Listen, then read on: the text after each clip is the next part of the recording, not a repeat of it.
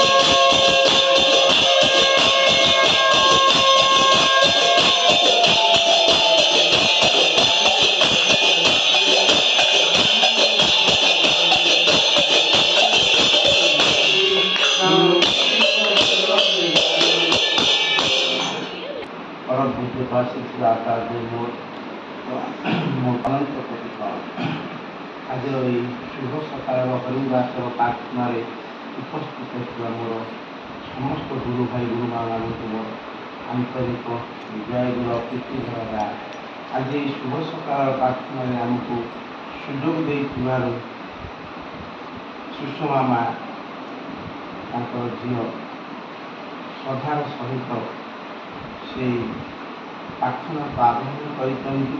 ତାଙ୍କର ଠାକୁର ତାଙ୍କର ପଞ୍ଚ ମହାଜୀବନ ଧନ୍ୟ କରୁ, ସେ ଶାନ୍ତି ସ୍ୱସ୍ତି ନିରୋଗୀ ନିରାମ ଜୀବନଯାପନ କରନ୍ତୁ।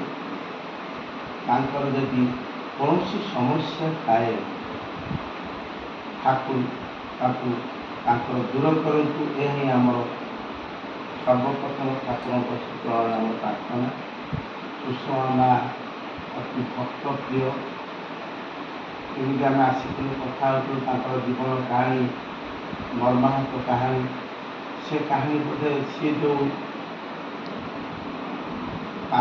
ବାଟ ଦେଇ ଅତିକ୍ରମ କରିଛନ୍ତି, ବୋଧେ ଆମେ 100 ଜଣ ଭିତରୁ 2-3 ଜଣ ପାଇବା ଭାରି କଷ୍ଟ। 5-5ଟି ଝିଅକୁ ଛାଡ଼ି ଯେତେବେଳେ ସେ ଭାଇ ଚାଲିଗଲେ, ମାତ୍ର 42 ବର୍ଷରେ ତାଙ୍କର ସ୍ୱାମୀ, ସେଇ ଭିତରେ ଯେମିତି ସବୁକିଛି ଯୁଆଡ଼େ ଦେଖିଲେ ଅନ୍ଧକାର। ସେଦିନ ବସି ବସି ମାଆଙ୍କୁ ମୁଁ କହିଲି, ମା ଠାକୁର ସିନା ଗୋଟେ ବାଟ ଅନ୍ଧକାର କରିଦେଇ ଗଲେ, କିନ୍ତୁ ଆଉ 5ଟା ବାଟ ଆପଣଙ୍କ ପାଇଁ ଖୋଲି ଦେଇ ଯାଇଛନ୍ତି, ଯେଉଁଟାକି ଠାକୁରଙ୍କୁ ସେ ଧରିଛନ୍ତି। ଆଦର୍ଶ ରୂପକ ବୃକ୍ଷକୁ ସେ ଜଡ଼ାଇ ଧରିଛନ୍ତି।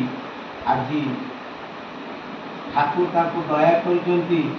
ତାଙ୍କର ପାରିବାରିକ ଜୀବନ 5ଟି ଝିଅ ସୁନ୍ଦର ଭାବେ ମନ ଲାଖି ବର ପାଇଛନ୍ତି, ଆଉ ସୁନ୍ଦର ଭାବେ ଯାହାଙ୍କ ଜୀବନ ଯାପନ କରୁଛନ୍ତି।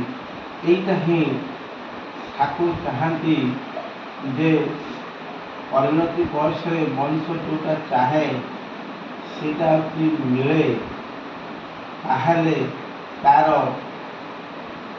ସମୟକ୍ରମେ କରିଥିବା କର୍ମଟା ସଫଳ ହୁଏ। ତେଣୁକରି କାଲି ଆମେ ବସିଥିଲୁ ଗୋଟେ ଜାଗାରେ କଥାବାର୍ତ୍ତା ହେଉଥିଲୁ, ସବୁ ସମସ୍ୟାର ସମାଧାନ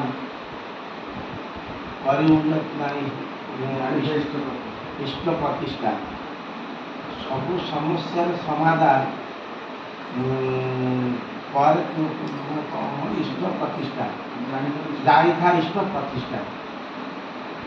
ସବୁ ସମସ୍ୟା ଆମ ଭିତରେ ବହୁ ପ୍ରକାର ସମସ୍ୟା ଅଛି, ବହୁ ପ୍ରକାର ସମସ୍ୟା। ଆଉ ଯଦି ବ୍ୟକ୍ତିଗତ ଅଛି, ପାରିବାରିକ ଅଛି, ବୃତ୍ତିଗତ ଅଛି, ପ୍ରତ୍ୟେକ ସମସ୍ୟା ଭିତରେ ଯଦି ଇଷ୍ଟକୁ ଆମେ ପ୍ରତିଷ୍ଠା କରିବା, ଇଷ୍ଟ କିଏ? ଯିଏ ଶ୍ରେଷ୍ଠ। ବିପାକ ପଡ଼େ ହାତ ଧରି ଯିଏ ଚଲେ କାଇଦା ଶିଖେଇ ଦେବ, ସିଏ ହେଉଛି ଇଷ୍ଟ। ଆଉ ତାକୁ ପ୍ରତିଷ୍ଠା କେମିତି କରିବା? ଯିଏ ପ୍ରେମୀ ପୁରୁଷ, ଅବତାରୀ ପୁରୁଷ, ତାଙ୍କୁ ଯଦି ଆମେ ତାଙ୍କରି କୁହାଯାଇଥିବା ନୀତି ଆଦର୍ଶକୁ ଯଦି ମାନିବା, ତାର ପ୍ରେମଟା ଆମର ପ୍ରତିଷ୍ଠିତ ହେବ, ଯେଉଁଟା ଇଷ୍ଟ ଆମର ପ୍ରତିଷ୍ଠିତ ହେବ। କିପରି ନା ଆମେ କହୁଥିବା କଥାଟାକୁ ଆମ ପିଲାମାନେ ଯଦି ସୁନ୍ଦର ଭାବେ ତାକୁ ପରିପାଳନ କଲେ, କାରଣ ଆମେ ପିଲାମାନଙ୍କୁ ବହୁତ ଭଲ ପାଆନ୍ତି, ଯଦି ପ୍ରତିପାଳନ କଲେ ତାହେଲେ ଆପଣଙ୍କ ପ୍ରେମଟା ଭଲ ପାଇବାଟା ପ୍ରତିଷ୍ଠିତ ହେଲା। କେମିତି? ତା ପୂର୍ବରୁ କ'ଣ କରିବାକୁ ପଡ଼ିବ? ଆମେ ଯଦି ଇଷ୍ଟଙ୍କ ଚଳନରେ ଚାଲୁଥିବା, ଇଷ୍ଟକୁ ନେଇ ଚାଲୁଥିବା, ଇଷ୍ଟଙ୍କର କଥା ଗୁଡ଼ିକୁ ଯେଉଁ ଆଦେଶ ନିର୍ଦ୍ଦେଶକୁ ଟିକେ ଟିକେ ପାଳନ କରି ଆମ ଜୀବନରେ ପରିପାଳନ କରୁଥିବା, ତାହେଲେ ପ୍ରେମ କରିବାକୁ ଯେଉଁ ପ୍ରେମୀ ପୁରୁଷ ବା ଅବତାରୀ ପୁରୁଷଙ୍କର ଯଦି ଆମେ ଅନୁସରଣଗାମୀ ହେବା, ତାଙ୍କର କୁହାଯାଇଥିବା କଥାଗୁଡ଼ିକୁ ପରିପାଳନ କରିବା, ତାହେଲେ ପ୍ରେମ ପ୍ରତିଷ୍ଠିତ ହେବ। ନହେଲେ ପ୍ରେମଟା ପ୍ରତିଷ୍ଠିତ ହେବ ନାହିଁ। ବିବେକାନନ୍ଦ ସୁନ୍ଦର ଭାବେ ଠାକୁରଙ୍କର ଉଦ୍ଦେଶ୍ୟରେ, ରାମକୃଷ୍ଣ ପରମହଂସଙ୍କ ଉଦ୍ଦେଶ୍ୟରେ କହିଲେ,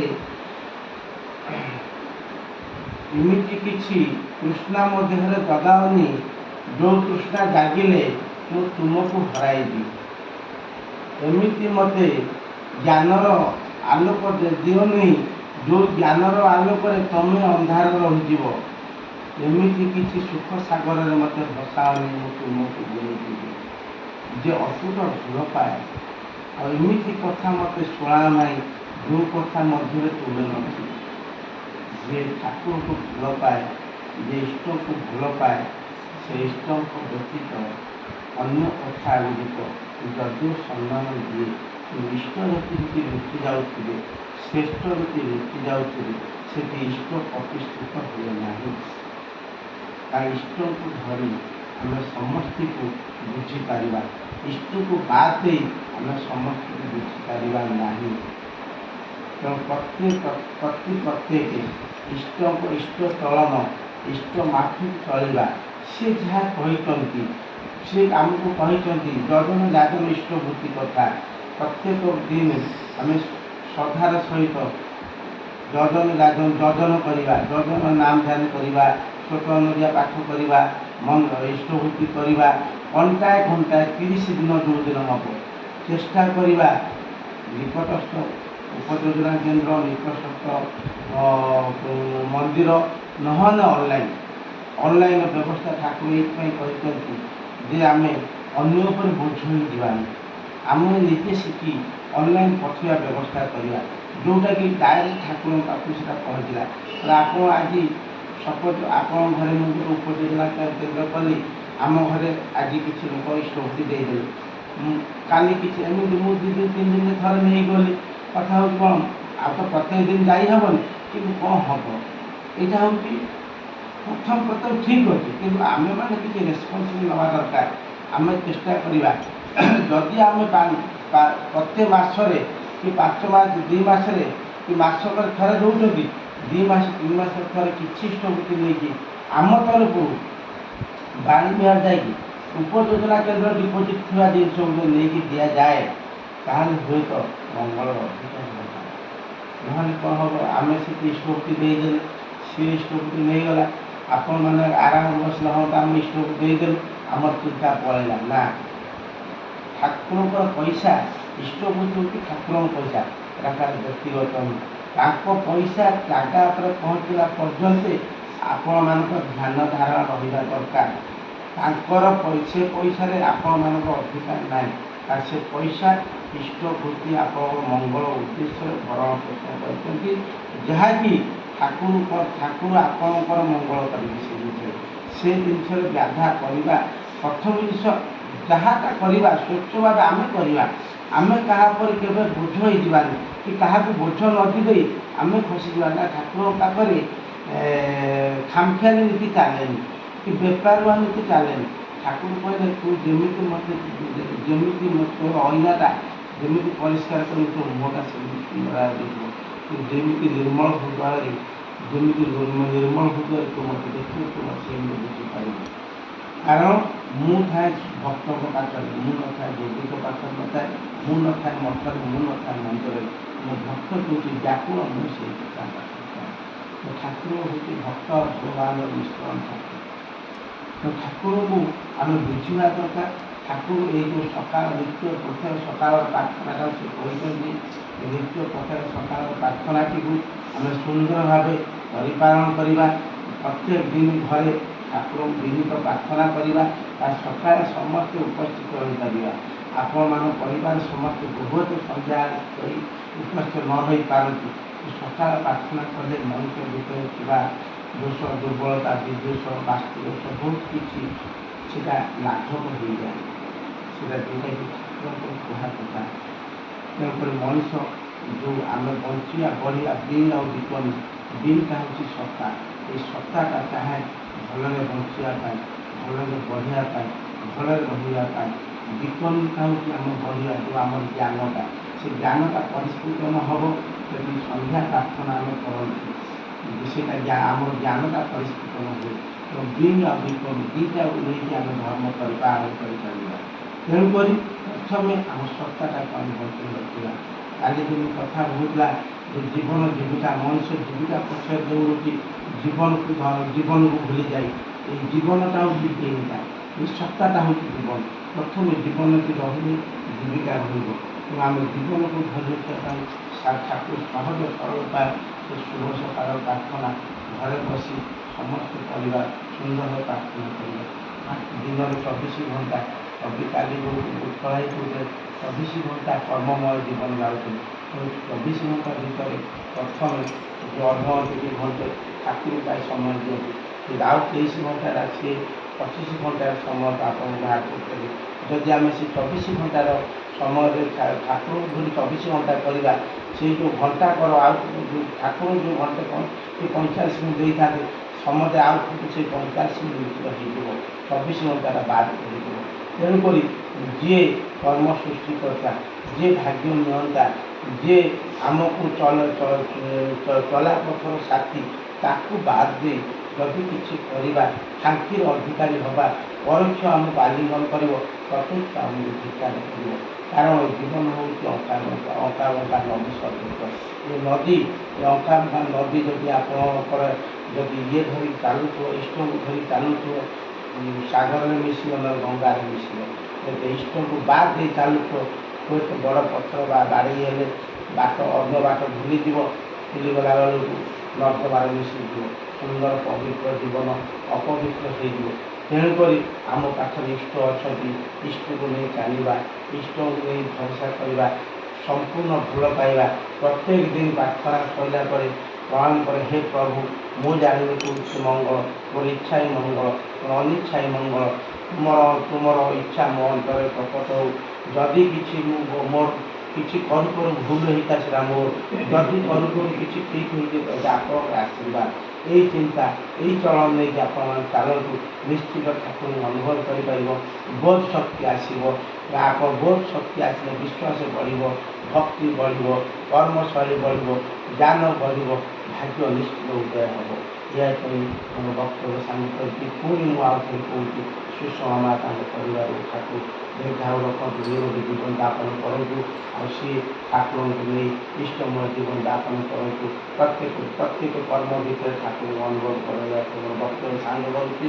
ଜୟ वन्दे पुरुषोत्तमं वन्दे पुरुषोत्तम वन्दे पुरुषोत्तमं परम प्रेममय श्री ठाकुर चंद्र जी की जय। परम प्रेममय श्री ठाकुर चंद्र जी की जय। परम प्रेममय श्री ठाकुर चंद्र जी की जय। परमाराध्या श्री वर्मा की जय। परमाराध्या श्री वर्मा की जय। परमाराध्या श्री वर्मा की जय। परम पूज्य पास श्री वर्धा की जय। परम पूज्य पास श्री वर्धा की जय। परम पूज्य पास श्री वर्धा की जय। परम पूज्य पास श्री आचार्य देव की जय।